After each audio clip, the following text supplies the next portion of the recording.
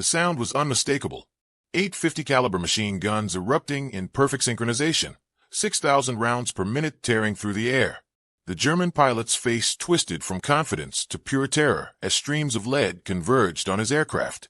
In less than 2 seconds, his Focke-Wulf disintegrated into burning fragments. This was the P-47 Thunderbolt, the same aircraft German aces had mockingly called flying milk bottles just months earlier. The fat, barrel-shaped fighter they laughed at as it struggled for altitude over occupied France in April 1943. The machine they were certain would be easy prey for their nimble, battle-tested fighters. They were catastrophically wrong. Within 18 months, these pregnant cows transformed from objects of ridicule into instruments of terror. The sound of their 8 Brownings became the most feared sound in German skies. This is the story of how American industrial might crush tactical brilliance, how a 7-ton beast rewrote the rules of aerial warfare, and how German laughter turned to screams when they discovered what Roosevelt's piano could do at 400 yards. April 8, 1943. 27,000 feet above the occupied skies of France. The morning sun glinted off the crystal-clear canopy of Oberleutnant Ralph Hermichen's Focke-Wulf 190A5. A veteran ace of Jagdgeschwader 26, Hermichen had seen it all. Poland, France, the Battle of Britain, the brutal skies over Russia. But what he saw climbing laboriously toward his formation that morning made him laugh out loud. Through his gun sight, 16 ungainly silhouettes struggled upward in tight formation. Their massive radial engines strained against gravity, clawing for altitude like overweight birds attempting their first flight. Hermichen keyed his radio transmitter, unable to suppress his amusement. "The Americans have sent us flying milk bottles," he announced to his wingman. The laughter that echoed back through his headset was shared by every German pilot circling above. Below them, the 4th Fighter Group's P-47C Thunderbolts lumbered skyward. Each aircraft weighed 7 tons fully loaded. Their 2,000 horsepower Pratt and Whitney R-2800 double Wasp engines roared with defiant power, but sheer mass fought against them with every foot of altitude gained. These were the first American-built fighters, making their combat debut over occupied Europe. And to the German pilots, accustomed to sleek Spitfires and nimble Soviet fighters, they appeared almost comical. The appearance alone was shocking. Barrel-shaped fuselages that seemed to defy aerodynamics. Greenhouse-style canopies that sat atop the massive bodies like afterthoughts. Wings that appeared too small, too delicate for such corpulent airframes. And propellers, enormous 13-foot diameter props that dwarfed anything in the Luftwaffe inventory. The Germans had a word for such ungainly machines, Dickschiff. Fat ships. What Hermichen didn't know, what none of the German pilots, circling like wolves above, could have possibly imagined, was that they were witnessing the arrival of a weapon that would systematically dismantle the Luftwaffe's fighter arm. Within 18 months, these flying milk bottles would transform from objects of derision into instruments of absolute terror. The sound of their 850 caliber Browning machine guns would become the most feared sound in German skies, a mechanical death rattle they would come to call Roosevelt's piano. The mathematics of destruction were already loaded in those broad wings. 3,400 rounds of ammunition, a combined rate of fire exceeding 6,000 rounds per minute. Enough concentrated firepower to saw an enemy fighter in half in less than 2 seconds. But on that April morning, the Americans didn't know it yet. They were novices in an untested machine, facing the most experienced fighter force in the world. Major Donald Blakesley, commanding the 335th Fighter Squadron, led his men that morning with a knot of anxiety in his gut. A former Eagle Squadron veteran who had transferred from RAF Spitfires just weeks earlier, Blakesley understood what his men didn't yet grasp. The P-47 required abandoning everything they thought they knew about air combat. It wasn't a dogfighter. It was something entirely new, a high-altitude juggernaut that would use mass, power, and overwhelming firepower to rewrite the rules of aerial warfare. But first, they had to survive long enough to learn those lessons. The contrast between the two forces couldn't have been starker. The Germans had been fighting continuously since 1939. They had veterans of Poland, France, Britain, and Russia. Men who had survived hundreds of combat missions, who could judge deflection angles instinctively, who knew their aircraft as intimately as their own hands. The average German pilot in that formation had over 300 combat hours. The Americans, 0 combat days. Some had never even seen an enemy aircraft except in recognition charts. They flew in textbook-perfect formations, exactly as they'd been taught in training over the flat fields of Connecticut and Arizona.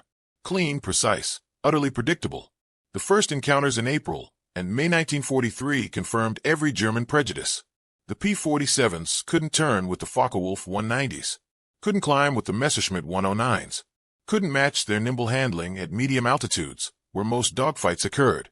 Luftwaffe pilots quickly developed tactics to exploit these weaknesses, attacking from below, where the heavy Thunderbolts wallowed, forcing turning fights where agility mattered more than firepower. Hauptmann Joseph Pip Spriller, commanding officer of Jagdgeschwader 26, filed his combat report after the first encounters with barely concealed glee. "The new American fighter is meat for the slaughter," he wrote to headquarters. "It flies like a truck, turns like a freight train, and climbs like a pregnant cow. Our boys are calling them Indiana. Fat targets pretending to be warriors. I predict they will withdraw this failure within 3 months." The statistics seem to confirm German confidence. In their first month of operations, American fighter groups lost 14 Thunderbolts for only 3 confirmed German kills, a kill ratio of nearly 5-to-1 in Germany's favor. The Royal Air Force, observing from their Spitfire squadrons, quietly suggested the Americans might reconsider their choice of mount. British pilots, never shy with their humor, joked that the best evasive maneuver in a P-47 was to unstrap and run around the roomy cockpit while the German chased you. American morale plummeted. Pilots requested transfers back to training commands. Some wrote letters home wondering if they would survive the summer. The P-47, this 7-ton monster that cost $75,000 per aircraft, seemed destined to become aviation history's most expensive failure. But something strange was happening in those early encounters, something German intelligence failed to notice. The P-47s that were shot down had absorbed incredible punishment before falling. These weren't fragile machines, shattering under the first burst of cannon fire. They were flying tanks, soaking up damage that would have disintegrated any other fighter. One Thunderbolt returned from a mission on May 4th with 21 20mm cannon holes and over 100 machine gun strikes. The pilot walked away. Another landed with 3 feet of wingtip shot away. Another with the entire tail section riddled, control cables hanging by threads. The massive radial engine, lacking the vulnerable coolant system of liquid-cooled fighters, simply shrugged off hits that would have stopped a Messerschmitt or Spitfire cold. And when P-47s did get their guns on target, the results were catastrophic. German pilots who survived reported something they'd never experienced before: total structural failure. Aircraft didn't just catch fire or lose control. They came apart in midair, wings separating from fuselages, tails severing cleanly. The Thunderbolt's weapons battery created a convergence zone of destruction unlike anything the Luftwaffe had encountered. To understand why the P-47 looked the way it did, we need to rewind 3 years. June 1940. France was collapsing under the German blitzkrieg. The Luftwaffe's Messerschmitt 109s dominated European skies with a deadly combination of speed, altitude performance, and firepower. The U.S. Army Air Corps watched with growing alarm as every fighter design they possessed suddenly became obsolete. Enter Alexander Kartveli, a Georgian-born engineer who had fled the Russian Revolution. Kartveli was Republic Aviation's chief designer and a man who thought in terms of radical solutions rather than incremental improvements. When the Army gave him specifications for a high-altitude interceptor capable of matching the Luftwaffe's best, Kartveli looked at the requirements and made a decision that would shock everyone. He would build the biggest, heaviest, most powerful single-seat fighter ever conceived. It will be a dinosaur, Kartveli admitted to his design team during the initial concept meetings. But it will be a dinosaur with good proportions. His engineers thought he was joking. He wasn't. The XP-47B prototype that first flew on May 6, 1941, wasn't just big. It was monstrous. At 9,900 pounds empty, it weighed 65% more than its predecessor, the P-43 Lancer. Test pilots approaching it for the first time invariably asked the same question. This thing actually flies? Not only did it fly, it flew like nothing else at altitude. The heart of this beast was the Pratt & Whitney R-2800 Double Wasp, an 18-cylinder, 2-row radial engine that was itself a masterpiece of engineering.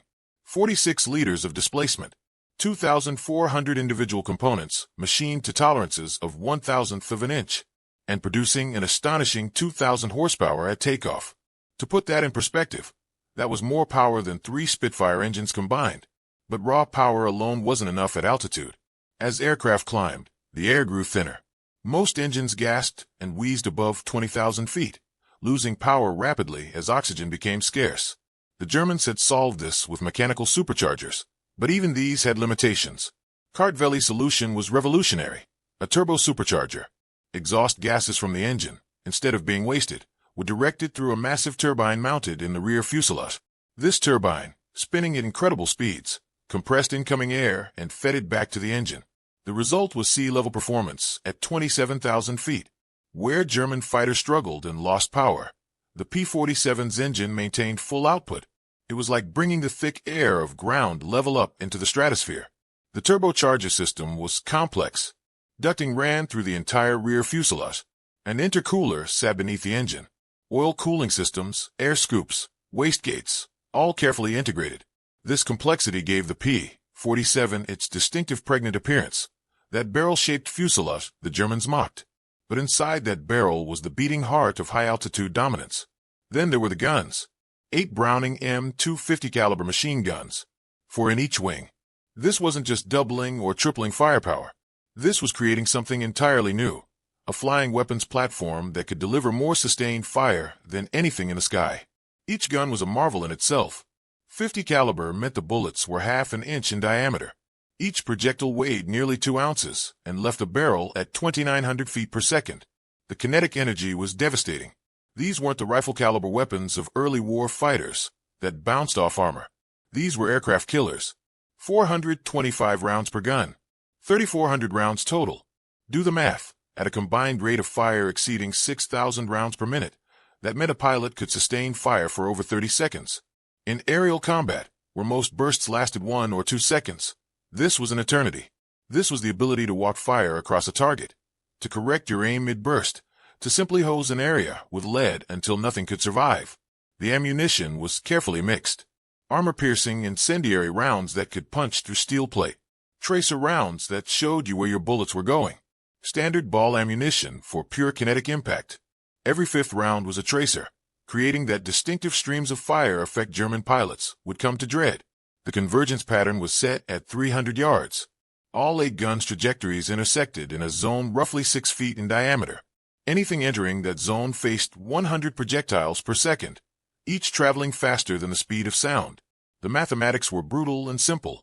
2 seconds of sustained fire could deliver 400 half-inch projectiles into a target area the size of a dining table. When test pilots first fired all 8 guns, the effect was shocking. The entire aircraft shuddered. The wings flexed. The noise was deafening even through the engine roar. And downrange, the target disintegrated. Not damaged. Not holed. Disintegrated. Test reports described aircraft fuselages being sawn in half. Wings severed cleanly. Debris fields where solid structures had existed seconds before. But firepower meant nothing if you couldn't survive long enough to use it. Kartvelli understood this intimately. The P-47 was built like a flying tank. Behind the pilot's seat sat a 3/8-inch steel armor plate. In front, a half-inch bulletproof glass windscreen. Armor deflection plates surrounded the engine. The oil cooler had its own armor. Even the ammunition boxes were protected. The radial engine itself was natural armor. 18 cylinders arranged in a circle, air-cooled, with no vulnerable coolant system. You could blow holes through it, and it would keep running. German cannon that could destroy liquid-cooled engines with a single hit would pound away at the R-2800 and achieve nothing but cosmetic damage. Every component was overbuilt. The wing spars could support loads 3 times the aircraft's maximum weight. The engine mount could withstand 12 G-forces. Control cables were doubled throughout the system, with automatic backup mechanisms. The ammunition feed used electric boost motors to prevent jamming during violent maneuvers. The guns themselves were electrically heated to prevent freezing at altitude. This was American industrial philosophy made manifest. Overwhelming force through overwhelming resources. Where European designers pursued elegant efficiency, Kartvelli built brutal effectiveness. Where others tried to minimize weight, he accepted mass and used it as a weapon. The result was an aircraft that defied conventional wisdom and would rewrite the rules of aerial combat. The Germans who laughed at the fat, ungainly P-47 in April 1943 had no idea what was loaded in those thick wings. They were about to find out, and the lessons would be written in blood and burning aluminum across the skies of Europe. April 8, 1943. The day the P-47 finally entered combat after months of delays and radio problems. The 4th Fighter Group, flying out of England, crossed the Channel for their first fighter sweep over France. Major Don Blakesley led the formation, His stomach knotted with anticipation and dread. Below him flew 56 American pilots in their massive Thunderbolts, about to test their untried machines against the most experienced fighter force in the world. Within minutes, the Germans were waiting. The Luftwaffe pilots had been briefed on the new American fighters. They'd seen reconnaissance photos. They'd read intelligence reports about the weight, the size, the ungainly appearance. Now, seeing them in person for the first time in combat, the German confidence was palpable. Oberleutnant Joseph Wormheller of Jagdgeschwader 2 keyed his radio. They fly like trucks. Attack at will. What followed confirmed every German prejudice and shattered American confidence. The P-47s were hopelessly outmatched in traditional dogfighting. When German Focke-Wulf 190s forced them into turning fights, the Thunderbolts wallowed like boats in a storm.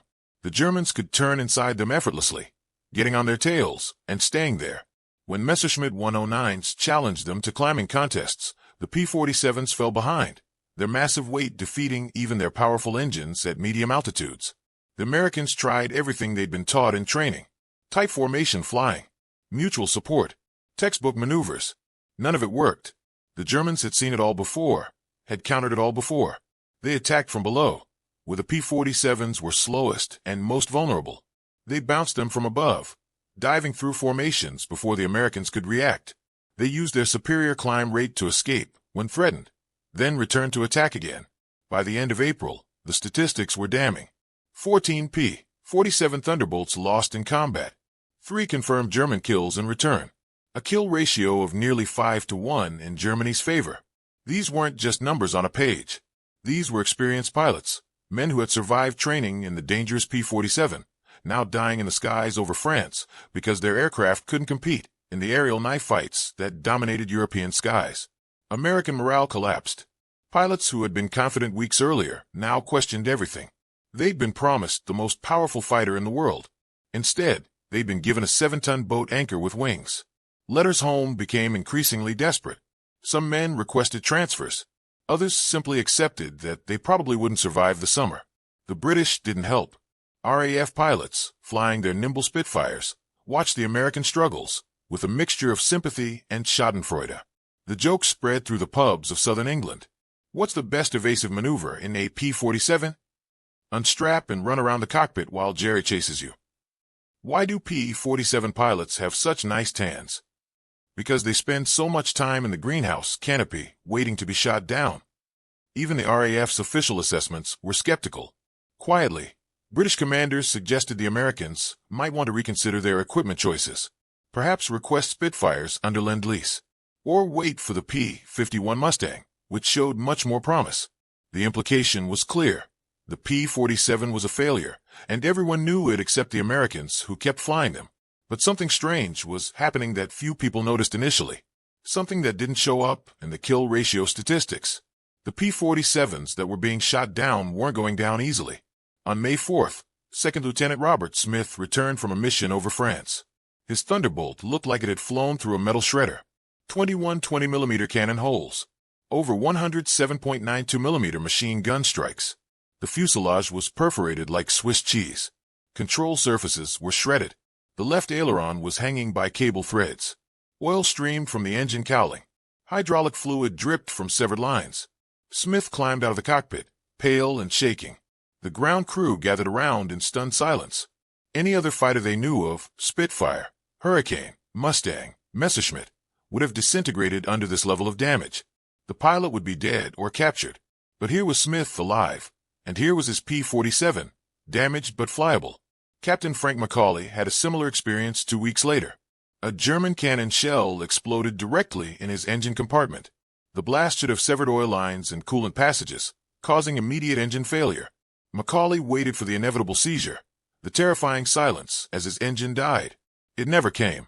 The R-2800 radial kept running, kept producing power, kept pushing him toward England. Why? Because it was air-cooled. There was no vulnerable coolant system to rupture, no glycol to leak away. The shell had destroyed one cylinder completely and damaged 2 others. The remaining 15 cylinders kept the engine alive. Lieutenant Colonel Cass Hoff, an engineering officer, began studying the battle damage reports with growing fascination. He saw patterns emerging. P-47s were absorbing punishment that would destroy 3 conventional fighters. The massive radial engine was nearly indestructible. The thick wing spars shrugged off cannon hits.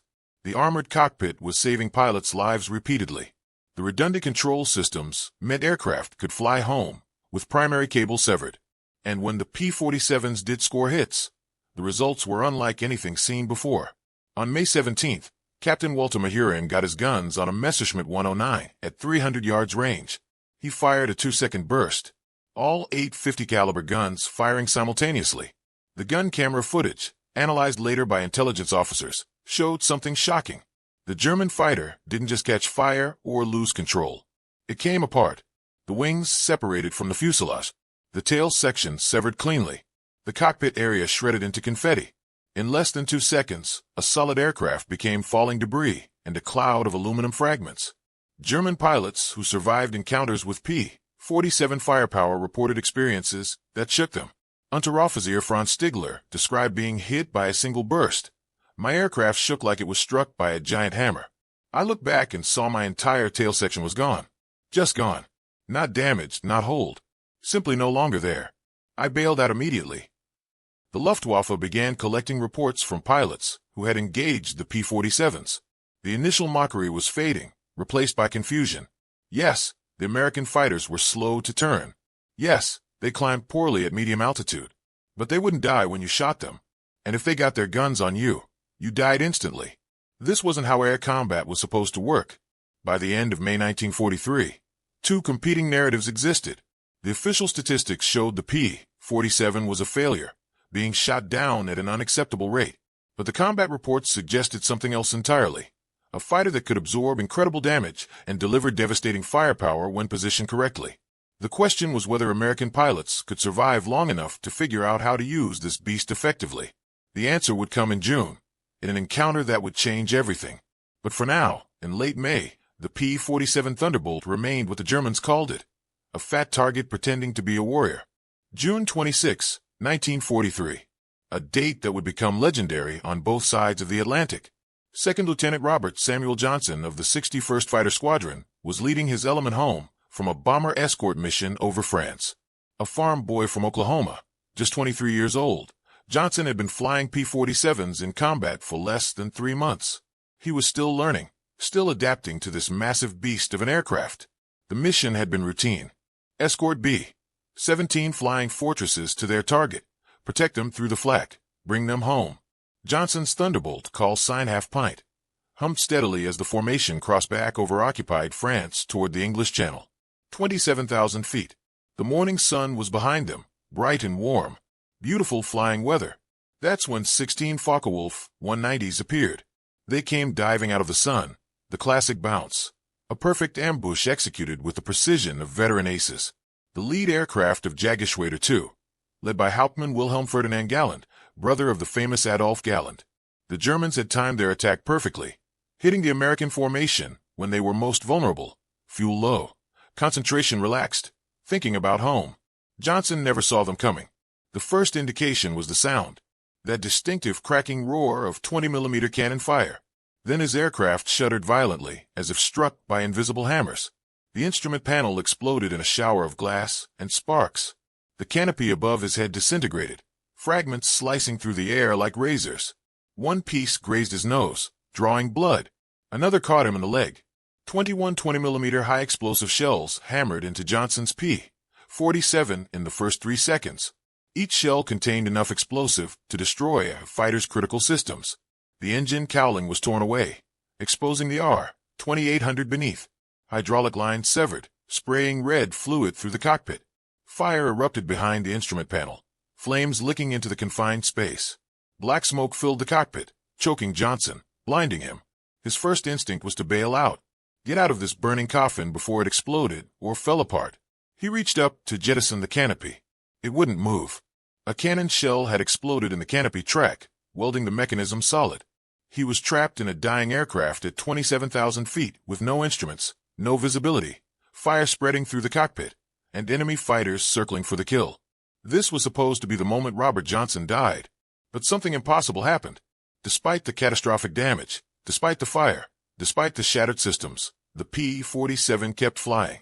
The R-2800 engine, though damaged, continued to produce power.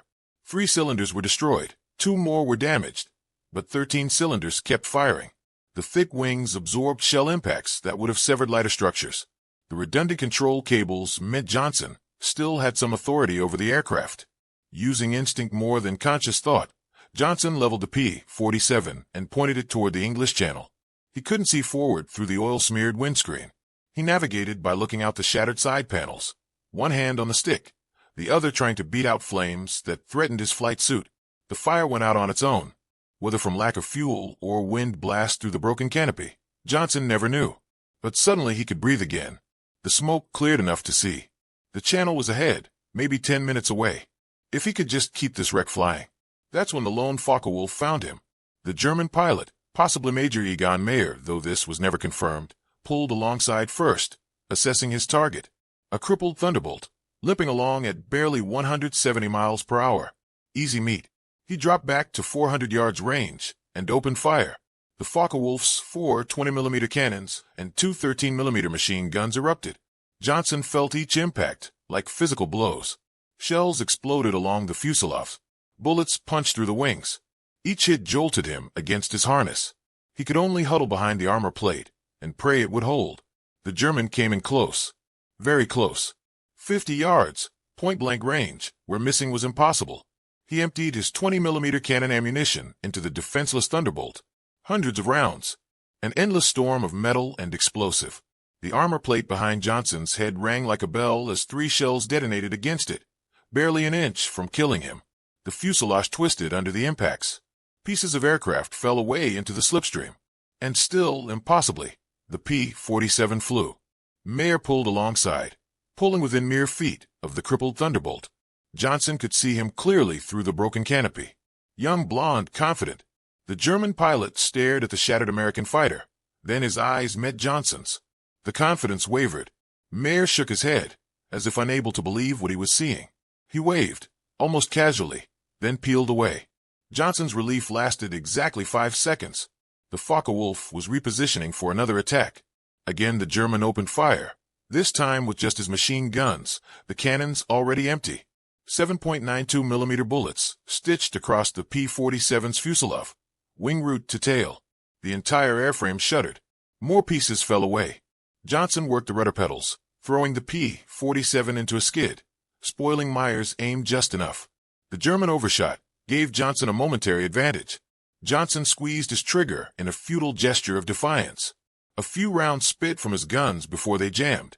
Mayer looped around casually, unbothered by the token resistance, and pulled alongside again. For the second time, the German pilot assessed the damage. For the second time, he shook his head in disbelief. This thing should not be flying. By every law of physics and combat, it should be falling debris. Yet here it was, stubbornly airborne, its pilot still alive and fighting. Mayer waved again, then repositioned for what he clearly intended to be the final assault. This time he held nothing back. Swinging his nose side to side, Mayer raked the Thunderbolt from wingtip to wingtip. Every square foot of aircraft absorbed hits. The propeller took 5 bullet holes. The wings were shredded. The tail was perforated. The fuselage looked like it had been worked over with an industrial drill. Johnson felt the impacts, felt the aircraft shaking itself apart, felt the controls going mushy as cables stretched to breaking point. And then silence. Mayer pulled alongside for the third time. His expression had changed. The confidence was gone, replaced by something approaching fear. He stared at the flying wreck, at the pilot who somehow was still alive inside it, and visibly shuddered. He rocked his wings in salute, a gesture of respect from one warrior to another, then turned back toward France. Johnson didn't know it then, but Mayer had simply run out of ammunition. He'd expended every cannon shell, every machine gun round, everything he had, and the P-47 was still flying. There was nothing left to do but leave. Johnson nursed the crippled Thunderbolt across the channel and to R.F. Manston, the closest airfield. The landing was rough, the engine finally failing as he touched down, but he made it. Ground crews ran to the aircraft and stopped, staring in shock. The crew chief tried to count bullet holes. He gave up after 200, and he hadn't even walked around the entire aircraft. The propeller had 5 holes. 3 20mm shells had impacted the armor plate, directly behind Johnson's head. The canopy track was destroyed. Control cables hung by threads. 3 of the 4 main longerons, the structural spine of the fuselage, were shot through. Every control surface was damaged. The engine had taken direct hits. Yet it had brought him home. The photographs taken of Johnson's P-47 were distributed throughout both air forces. American engineers studying them realized they had wildly underestimated their own creation. German intelligence receiving combat reports initially refused to believe them. No aircraft could survive such punishment. But pilot testimony from multiple witnesses confirmed the impossible. The Thunderbolt had absorbed everything the Luftwaffe's best could deliver and survived. More than survived. It had flown home, landed safely, and kept its pilot alive without a scratch beyond minor cuts. This single encounter changed everything. Within weeks, German assessments of the P-47 shifted from mockery to wary respect. American pilots gained confidence in their mounts. And Robert Johnson became a legend, the man who proved the P-47 was indestructible. He would return to combat 5 days later. By war's end, he would score 27 victories, becoming America's second highest scoring ace in Europe. But June 26, 1943, would remain his most important mission. The day he didn't die. The day the P-47 proved what it really was. Not a flying milk bottle. A flying tank. July 1943. Robert Johnson's miraculous survival had sent shockwaves through both air forces, but it raised a critical question for the Americans. If the P-47 could survive anything, how could they use it to kill rather than just survive? The answer would come from a hard-bitten commander who had learned his lessons through blood and fire. Lieutenant Colonel Hubert "Hub" Zenke commanded the 56 Fighter Group, known as Zenke's Wolfpack. A stern disciplinarian and tactical genius, Zenke had watched his pilots struggle in their first months of combat. He'd seen good men die trying to dogfight with German fighters. He'd seen the kill ratios and knew something had to change fundamentally. The P-47 wasn't a Spitfire. It would never be a Spitfire. So stop trying to fly it like one. Zenke gathered his squadron commanders in late June and delivered what would become legendary guidance. Gentlemen, stop trying to turn with the enemy. Stop trying to climb with them at low altitude. Those are their strengths, not ours. From now on, we fight using our advantages, weight, power, and guns. His pilots looked skeptical. Wait, how was 7 tons of aircraft an advantage? Zenke smiled grimly. In a dive, nothing in the sky can catch us. Nothing. And from altitude, we can choose when to fight and when to run. We dictate the terms of engagement, not them. The physics were brutal and simple. The P-47 weighed 7 tons fully loaded. That mass, combined with its powerful engine and clean aerodynamics, meant it could dive faster than any fighter in existence. From 30,000 feet, a P-47 in a full power dive could exceed 550 miles per hour. The German Focke-Wulf 190, their fastest diver, topped out around 470. The Messerschmitt 109 was even slower. Once a Thunderbolt committed to a dive, escape was impossible. But Zenke's revelation went further. That diving speed could be converted into altitude through a zoom climb. Physics again. Kinetic energy transforming into potential energy. Come screaming down at 550 miles per hour. Make your attack. Then pull up hard. The momentum would carry the heavy P-47 back up to altitude faster than pursuing fighters could follow. By the time the Germans climbed back up, the Thunderbolts would be positioned for another attack. It was a perpetual motion machine of death. Captain Walker Bud Mahurin was one of the first to truly master this technique. A talented pilot from Fort Wayne, Indiana, Mahurin would eventually become one of America's top aces with 19 victories in Europe. But in July 43, he was still refining what would become known as boom and zoom, though Mahurin and his fellow pilots had a cruder name for it: the Thunderbolt turkey shoot. The tactic was elegant in its simplicity. P-47 formations would climb to 30,000 feet or higher, well above where German fighters operated effectively. At that altitude, the turbo-supercharged R-2800 maintained full power, while German engines gasped for oxygen. The Americans would orbit, predators circling above prey, waiting for targets to appear below. When German fighters showed up to intercept bombers, they'd be 15 to 20,000 feet, focused on their bombing targets, vulnerable. The P-47s would roll inverted and dive. The acceleration was shocking, even to experienced pilots. 0 to 500 miles per hour in less than 30 seconds. The airframe shuddered. The engine roared. Wind scream rose to a banshee wail as the P-47 became a 7-ton missile. German fighters had perhaps 3 seconds warning. The roar of approaching Thunderbolts, diving nearly vertically, gave little time to react. By the time Luftwaffe pilots saw the attackers, it was too late. The Americans were traveling so fast that deflection shooting became nearly impossible for defenders. You couldn't lead a target moving that quickly. You couldn't turn to meet it. You could only try to evade. And then the gun spoke. 850 caliber Brownings, perfectly synchronized, all firing at once. At 300 yards, the convergence zone was roughly 6 feet in diameter. Inside that zone, 100 projectiles per second. German pilots who survived described it not as being shot at, but as hitting a wall. A wall of lead and steel that simply appeared in front of them. Unteroffizier Klaus Mayatusch, a German ace with 72 victories who would survive the war, described his first encounter with boom and zoom tactics in his combat diary. They came from above, impossibly fast. I never saw them until they were firing. The aircraft ahead of me simply disintegrated. Not shot down. Disintegrated. Wings separated from the fuselage. The tail section severed. The cockpit area shredded into confetti. In 2 seconds, my wingman went from a solid aircraft to falling debris. This was a revelation. When P-47s got their guns on target at high speed, enemy aircraft didn't just fall. They came apart. The combined kinetic energy of 8 guns firing at closing speeds exceeding 600 miles per hour was catastrophic. Airframes couldn't withstand it.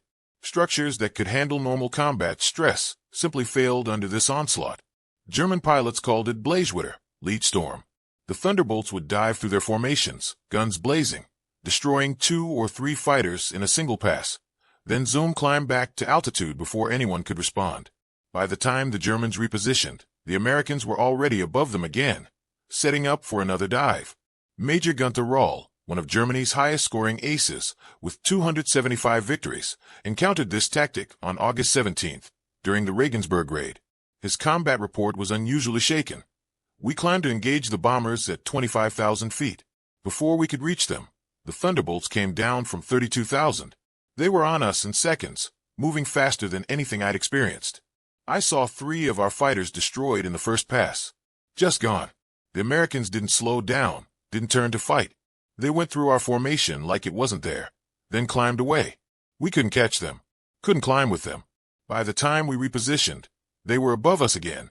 It was like fighting ghosts who could appear and disappear at will. The psychological effect was devastating. German pilots who had dominated European skies for 4 years suddenly found themselves prey. The initiative had shifted. Americans chose when to engage. They attacked with overwhelming speed and firepower, then escaped before counterattack was possible. It was frustrating, demoralizing, and deadly. By September 1943, P-47 kill ratios had reversed. Instead of losing 5 Thunderbolts for every German fighter shot down, the Americans were achieving 2-to-1 or even 3-to-1 ratios in their favor. Zenke's 56th Fighter Group led the transformation, racking up victories at a pace that shocked even Allied command. The tactic worked because it played to every P-47 strength, while avoiding every weakness. Can't turn fight? Don't. Can't climb at medium altitude? Don't fight there. 7 tons too heavy. Use it as a weapon. The P-47 wasn't trying to be a European fighter anymore. It was being an American one. Overwhelming force applied with industrial precision. The transformation was complete. The flying milk bottle had become the Thunderbolt, and German laughter had turned to screams. By September 1943, the Luftwaffe was discovering a horrifying new reality about the P-47 Thunderbolt. It got better with altitude. Much better. While German fighters struggled and wheezed in the thin air above 25,000 feet, the Thunderbolts thrived there like natural predators in their element. The secret was that massive turbo supercharger system, the complex ducting that gave the P-47 its pregnant appearance. While German Focke-Wulf 190s and Messerschmitt 109s relied on mechanical superchargers that lost effectiveness rapidly above 25,000 feet, the P-47's turbocharger maintained sea-level manifold pressure all the way up to 27,000 feet. Above 30,000 feet, in air so thin that most engines gasped, the R-2800 Double Wasp still produced enough power to make the Thunderbolt fast and maneuverable. German pilots found themselves in an impossible situation. Stay low, where their fighters performed well, and you couldn't reach the bombers you were supposed to destroy. Climb high to intercept B-17s and B-24s, and you entered the kill zone, where P-47s dominated absolutely.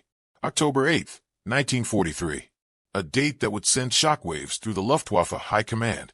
Oberleutnant Hans Philipp, one of Germany's most successful and respected aces, with 206 confirmed victories, led his unit against a B-17 formation over Bremen.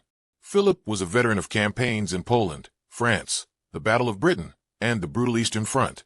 He had survived over 500 combat missions. He was exactly the kind of irreplaceable tactical genius Germany desperately needed. At 28,000 feet, Philipp's Focke-Wulf 190A-6 was struggling. The BMW 801 radial engine, so powerful at medium altitudes, was starved for oxygen nearly 6 miles above the Earth. The controls felt mushy. The aircraft wallowed, responding sluggishly to control inputs. Philipp and his wingmen were sitting ducks, and they knew it. The P-47s of the 56 Fighter Group dove from 32,000 feet. Among them was Second Lieutenant Robert Johnson, the same pilot who had survived the impossible just 4 months earlier. Johnson was now an experienced combat veteran, his confidence in the Thunderbolt absolute. He spotted Philipp's distinctive Focke-Wulf with its elaborate nose art and locked on. The attack was textbook, diving from above with tremendous speed advantage. Philipp never had a chance to maneuver. Johnson's combat report was clinical and brief. Opened fire at 300 yards, 30-degree deflection. Observed strikes along entire fuselage.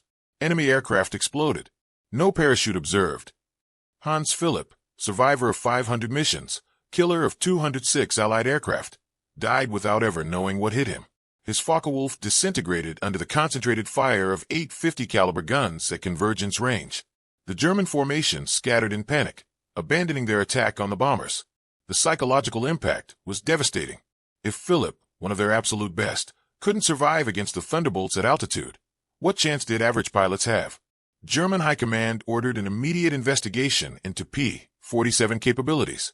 The report delivered to Reich Marshal Hermann Göring in November was sobering. Service ceiling exceeded 42,000 feet, higher than any German fighter could reach. Dive speed approached the sound barrier, and most disturbingly, its rugged construction allowed it to absorb damage that would destroy 3 conventional fighters. But the P-47 was about to get even better. January 1944. A new variant began arriving in England that would complete the transformation from laughingstock to nightmare. The P-47D-22 featured a revolutionary new propeller, the Hamilton Standard Hydromatic, with paddle blades. 13 feet in diameter with broad-chord blades that bit into the air like massive oars. The improvement was immediate and dramatic. Where earlier Thunderbolts had climbed an anemic 2,200 feet per minute at sea level, barely matching German fighters, the paddle blade variants could achieve 3,000 feet per minute. Suddenly the P-47 could climb with or exceed German fighters at most altitudes. The last major weakness had been eliminated. Hauptmann Heinz Nock of Jägerschwader 11, a veteran with over 200 combat missions, encountered the new variants in February 44 during a bomber interception near Hanover. His combat diary entry revealed the shock. The fat American fighters have learned to climb. We bounced a formation near Hanover, expecting our usual advantage. They turned into us and climbed with us. When we tried to disengage, they followed us up to 30,000 feet. Schmidt was caught and blown apart. Nothing left but smoke and fragments. These are not the same machines we laughed at last year. The paddle blade propeller did more than improve performance. It changed the sound of the Thunderbolt. The distinctive thundering roar created by blade tips reaching near supersonic speeds could be heard from miles away. A deep, threatening rumble that meant death from above. German ground troops reported being able to identify approaching P-47s by sound alone, even before seeing them. They began calling it Donnerschlag, thunderclap. The name stuck. What had been mockingly called flying milk bottles now had a name that spoke of power and terror. Soldiers dove for cover when they heard that sound. Pilots felt their stomachs tighten. The Donnerschlag was coming. By March 1944, the final piece fell into place, range. P-47s equipped with external fuel tanks could finally escort bombers deep into the heart of Germany. The standard configuration carried 2 108-gallon wing tanks or a 75-gallon belly tank, extending combat radius to over 1,000 miles. With the paddle blade propeller providing improved performance even when loaded, Thunderbolts could fight on equal terms immediately after dropping tanks. The implications were catastrophic for Germany. There was no longer any safe airspace. American bombers, which had previously turned back at the German border when escorts ran low on fuel, could now penetrate to Berlin, Munich, Vienna. And everywhere they went, P-47s went with them, circling above at 30,000 feet, like birds of prey. The Luftwaffe's response was to concentrate everything on the bombers, hoping to inflict enough losses to stop the daylight campaign. But this required flying through the P-47 escort screen, an increasingly suicidal proposition. The kill ratios told the story. By spring 44, for every P-47 lost, 3 German fighters were destroyed. Major Gunther Rahl survived an encounter with the new paddle-blade P-47s on March 6 that left him badly wounded. His post-war interview captured the transformation. "We saw them above us, fat silhouettes against the sun." Someone laughed and said, "Here come the flying pigs." Nobody was laughing 30 seconds later. They came down like an avalanche, faster than we could react. The first pass destroyed 3 of our fighters. Just gone. Transformed into burning debris. Their guns didn't fire in bursts like ours. They poured out solid streams of fire.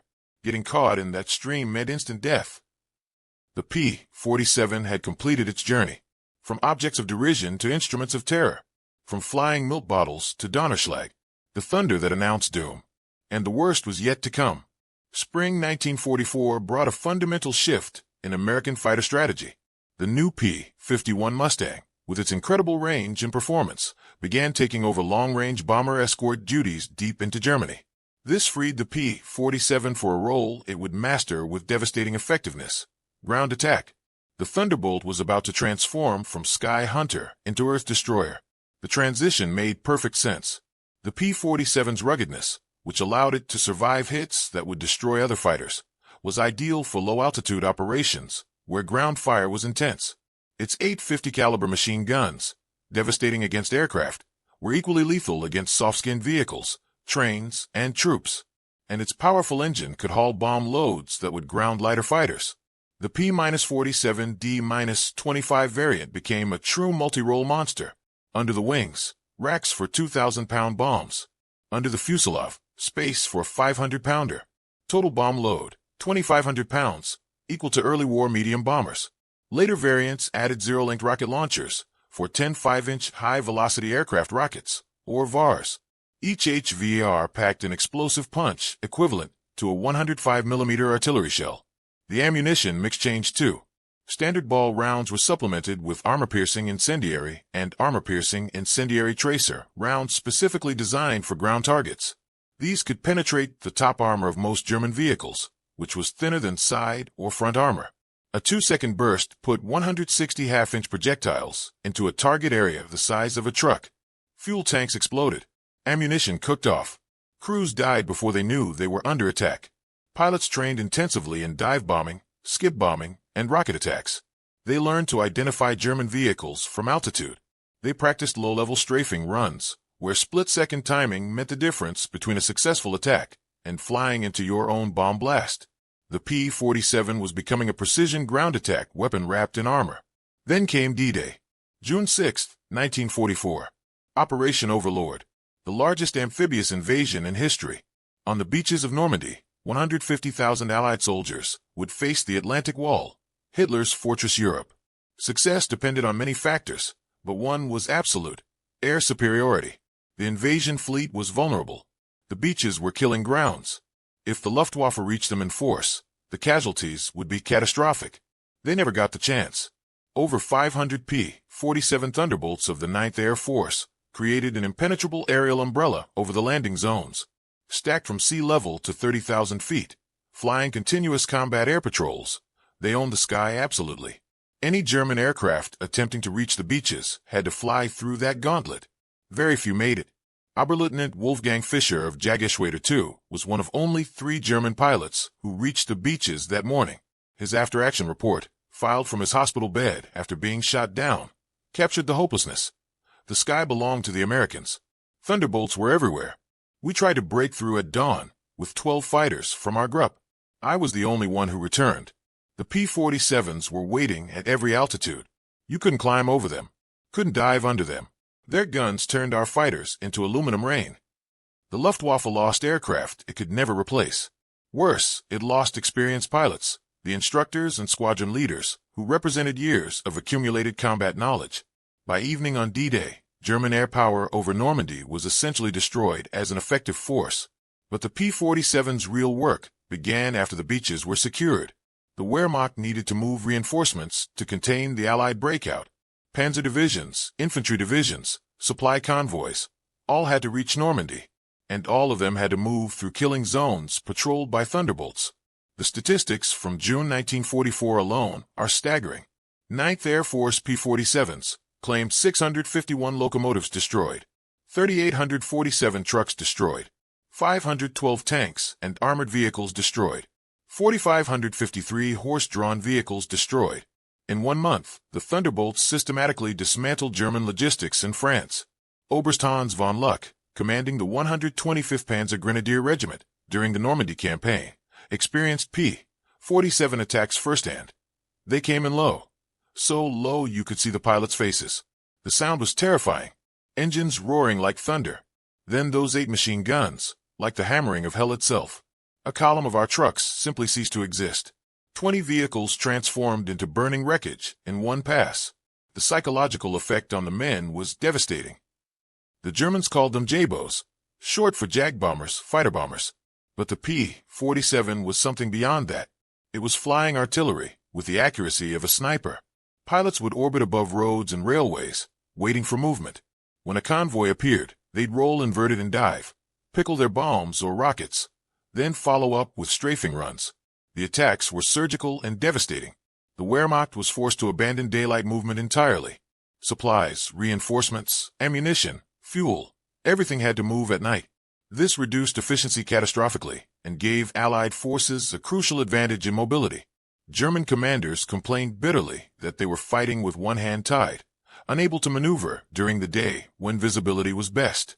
German soldiers developed what medical officers called J-bow fever, physical symptoms of stress when American fighters were reported in the area.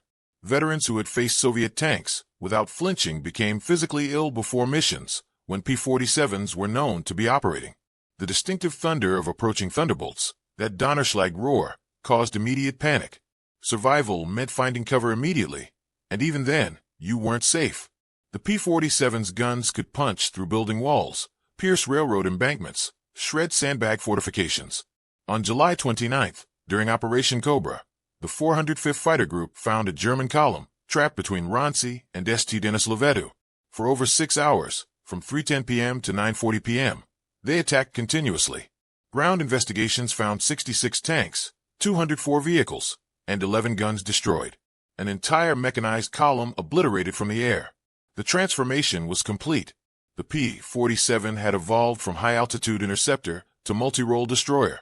It could fight for air superiority at 30,000 feet in the morning, then strafe trains at treetop level in the afternoon. It could carry bombs like a bomber, fire rockets like artillery, and fight like a fighter when challenged. No other aircraft in the war matched this versatility, and it was nearly indestructible. P-47 pilots, flying low-level ground attack missions, took hits from every type of German anti-aircraft weapon. Flak, machine guns, rifle fire. The aircraft absorbed it all and kept flying. Loss rates for ground attack missions, typically the most dangerous role in combat aviation, were remarkably low for the P-47. The radial engine, the armored cockpit, the redundant systems, all combined to bring pilots home even after catastrophic damage. By summer's end, the Luftwaffe existed mainly on paper. German ground forces moved like hunted animals, scurrying from cover to cover. The Thunderbolt had become the sound of inevitable defeat, the mechanical thunder that announced American industrial might made manifest. From milk bottles to sky killers to ground destroyers, the P-47 had rewritten what was possible in aerial warfare. Behind every P-47 victory, behind every German fighter shot down, behind every locomotive destroyed, lay a secret that the Luftwaffe could never counter. The secret wasn't superior tactics, though American pilots learned those eventually. It wasn't better aircraft design, though the P-47 proved exceptional. The secret was something uniquely American, industrial production on a scale the world had never seen.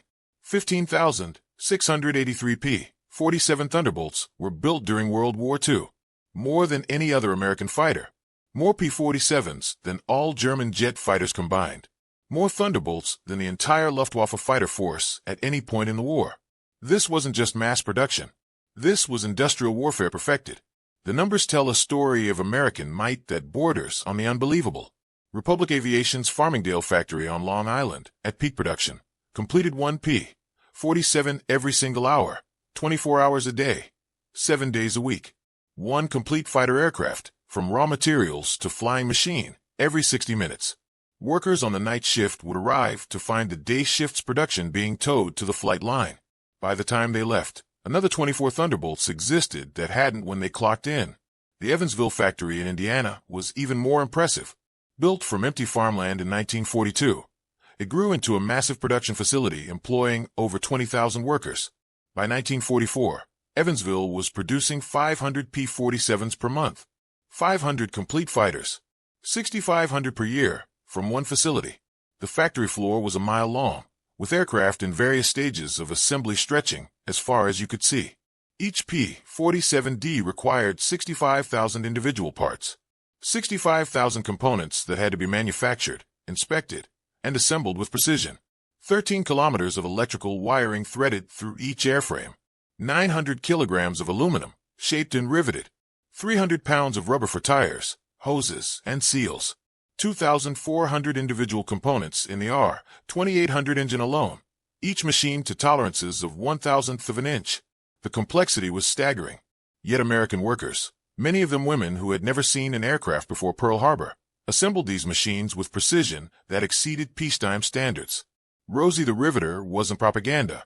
She was real, and she built Thunderbolts. Women operated drill presses, installed wiring harnesses, riveted wing panels, and tested systems.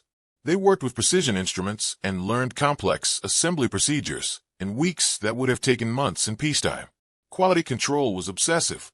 Every component was inspected multiple times. Every rivet was checked. Every system was tested before the aircraft left the factory. The result was reliability that German manufacturers could only dream of. P-47s flew from the factory to combat zones and performed flawlessly. No teething problems. No design flaws discovered in service. The aircraft worked immediately and consistently. But aircraft were useless without ammunition. The Lake City Arsenal in Missouri, one of several ammunition plants, produced 30 million 50 caliber rounds monthly. Each cartridge manufactured to tolerances measured in 10,000ths of an inch, ensuring reliable feeding through synchronized gun mechanisms. Hundreds of Thunderbolts flying daily missions meant ammunition consumption exceeded 10 million rounds per month by mid-1944. Then there was fuel. Each P-47 burned 100 gallons per hour in normal flight, up to 300 gallons per hour in combat with water injection engaged. The 9th Air Force alone consumed over 25 million gallons of aviation fuel monthly by late 1944, all shipped across the Atlantic in tankers that were themselves products of American mass production. But perhaps most impressive was pilot training. By 1944, the United States was graduating 30,000 pilots annually from advanced training, more than Germany had trained during the entire war. Each P-47 pilot received a minimum of 400 hours of flight training before entering combat, including 100 hours in advanced fighters. They practiced against captured German aircraft, understanding their enemy's capabilities and limitations intimately. They studied technical manuals that German pilots never received. They knew their aircraft systems so thoroughly they could diagnose problems in flight and compensate. German pilots, by contrast, were entering combat with less than 100 hours total time by war's end. Fuel shortages meant training was rushed. Experienced instructors were dead or assigned to combat units. New pilots arrived at the front with barely enough skill to take off and land, let alone fight American aces with hundreds of combat hours. The quality advantage showed in combat. Lieutenant Eugene Roberts, arriving in England in September 1944, exemplified American training superiority. I had 420 hours in my logbook, including 75 hours in the P-47. I'd fired at tow targets, practiced deflection shooting, studied gun camera film from actual combat. My first mission, I knew exactly what to do. The German pilot I faced couldn't have had half my experience. It wasn't even a fair fight. This disparity reached its peak during Operation Bodenplatte, the Luftwaffe's desperate attempt to destroy Allied air power on January 1, 1945. Nearly 900 German fighters launched surprise attacks on Allied airfields across Belgium and the Netherlands. At Y-34 airfield near Metz, home to the 365th Fighter Group's P-47s, the attack initially succeeded. German fighters destroyed 22 Thunderbolts on the ground along with several other aircraft. A captured German pilot, brought to the command post, pointed at the burning aircraft and taunted, "What do you think of that?" Major George Brookings' response became legendary throughout the Ninth Air Force. He pointed to the flight line where ground crews were already pushing damaged aircraft aside and preparing hardstands for replacements. By tomorrow, we'll have 40 new ones. How long will it take you to replace your pilots? The German pilot's smirk disappeared. Within 48 hours, factory-fresh P-47D-40s filled the flight line, flown in from depots in England. The Luftwaffe lost 271 aircraft and 213 pilots in Bodenplatte, including many irreplaceable instructors and squadron leaders. Losses they could never replace. The Americans lost 134 aircraft total across all attacked airfields, all replaced within a week. This was the true weapon that defeated Germany. Not tactics, not courage, not even superior aircraft design. It was the unstoppable tide of American industrial production. They could lose 10 aircraft and build 20. Germany lost one, and it was gone forever. American pilots arrived better trained than German instructors. They had fuel for training, ammunition for practice, spare parts for everything. Germany had nothing but courage, and courage without resources was just delayed defeat. The P-47 Thunderbolt wasn't just an aircraft. It was American industrial philosophy made manifest. Overwhelming problems with overwhelming resources. And it worked. March 1945. The Third Reich was collapsing. Soviet forces were closing on Berlin from the east. American and British armies advanced from the west. The Luftwaffe existed largely on paper, grounded by fuel shortages, pilot losses, and shattered morale. In this desperate hour, German propaganda officials sought testimonials from surviving aces to boost civilian morale. They approached Oberstleutnant Joseph Pips Priller, the same pilot who had mocked the P-47s as pregnant cows in April 1943.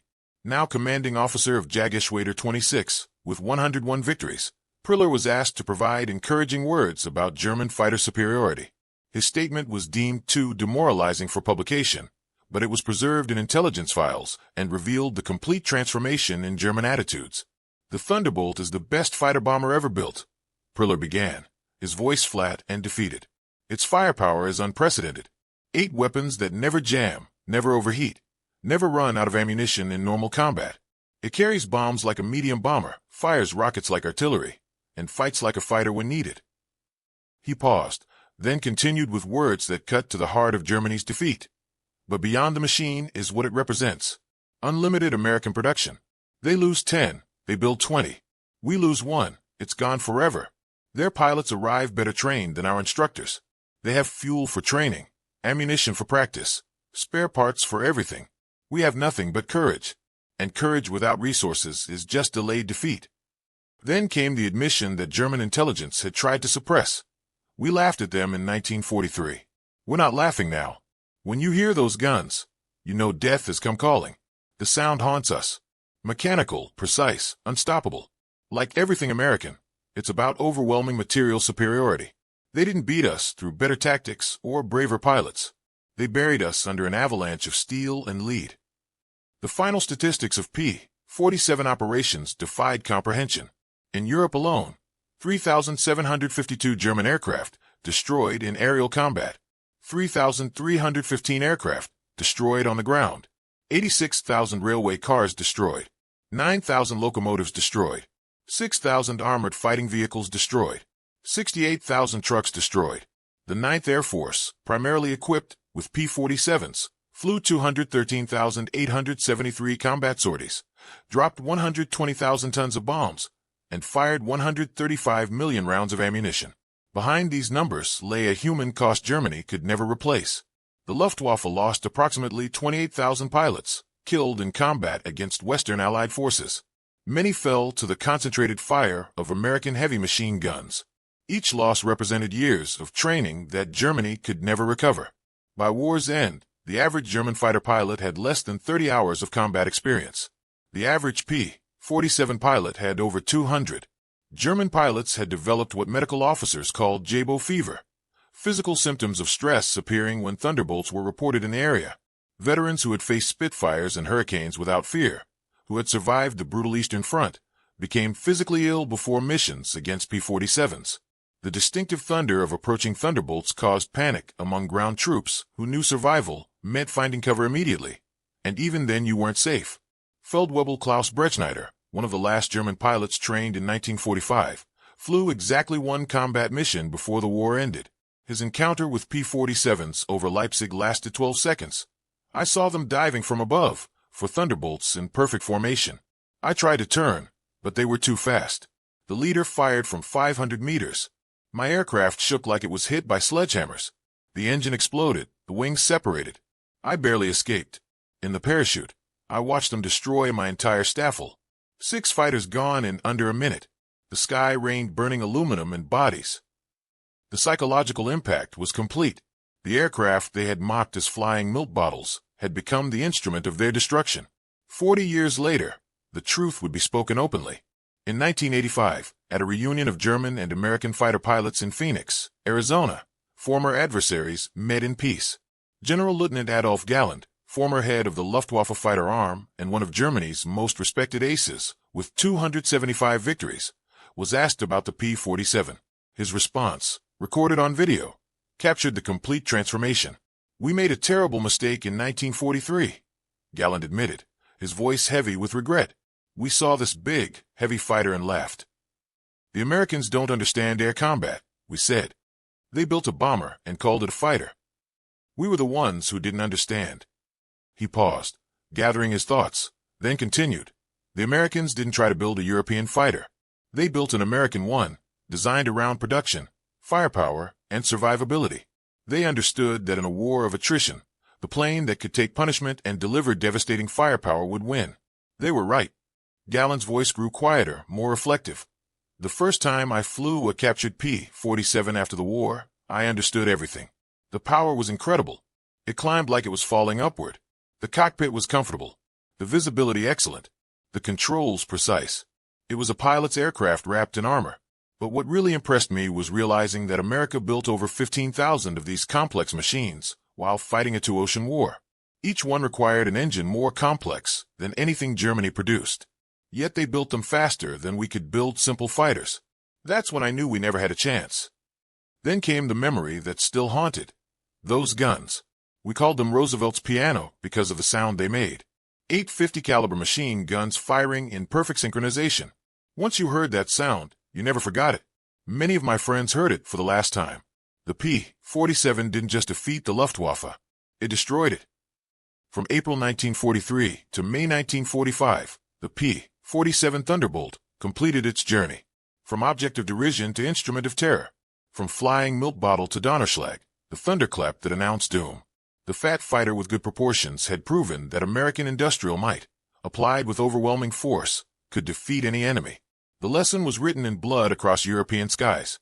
Never underestimate an opponent who can afford to learn from their mistakes, who can replace losses faster than you can inflict them, and whose industrial capacity turns warfare itself into a production problem to be solved. The Germans had laughed at the P-47 in April 1943. By April 1945, they weren't laughing anymore. They were defeated, their air force destroyed, their cities in ruins. And over it all echoed the sound they would never forget. Roosevelt's piano, playing the anthem of American victory. From April 1943 to October 1944. 18 months. That's how long it took for the P-47 Thunderbolt to transform from laughingstock to legend. From flying milk bottles to Donnerschlag, the thunderclap that announced doom. The story of the P-47 teaches us a fundamental lesson about warfare and history itself. Victory doesn't always go to the most elegant solution or the most tactical brilliance. Sometimes, victory goes to those who can combine industrial might with the willingness to learn from mistakes. The P-47 succeeded because it embodied 3 principles: survivability to learn, firepower to dominate, and production capacity to overwhelm. The Germans laughed in April 43. They weren't laughing in April 45. Their laughter had turned to the screams of Jabos as they dove for cover. The sound of Roosevelt's piano playing the anthem of American industrial supremacy. 15,683 Thunderbolts. 3,752 enemy aircraft destroyed in the air. 86,000 railway cars obliterated. 9,000 locomotives turned to scrap. This wasn't just air combat. This was industrial warfare perfected. If you found this story compelling, hit that like button and subscribe for more untold stories from World War II. In the comments below, tell us, what other aircraft do you want us to cover? The P-51 Mustang? The B-29 Superfortress? Or perhaps the story of how Allied bombers broke Germany's industrial spine? Next time, we'll explore another beast of war that changed everything. Stay tuned.